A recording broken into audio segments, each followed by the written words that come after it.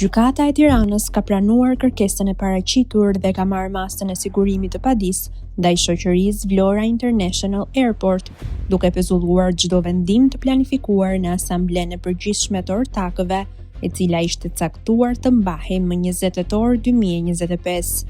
Gjithashtu, në bazë të vendimit, pezullohet e drejta e votës e ortakut të shumicës, shoqërisë Mapco Constructions A, deri në regjistrimin e kontratës së shitjes së 49% të kuotave të kapitalit të shoqërisë, të transferuara më 3 prill 2025 tek blerësi 2A Group SHPK.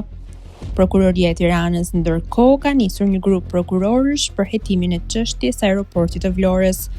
Hetimi është regjistruar për 3 individ: biznesmeni Mehxhet Pacolli me të vllain Emin Pacolli, si dhe shtetasi Nelson Çela, administratori i kompanisë MAM në Zvicër.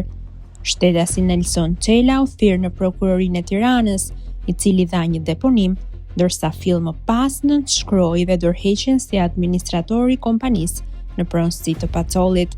Të tre ata janë zyrtarisht nën hetim për mashtrim me pasoja të rënda, mashtrim kompjuterik, si dhe falsifikim të dokumenteve dhe akteve.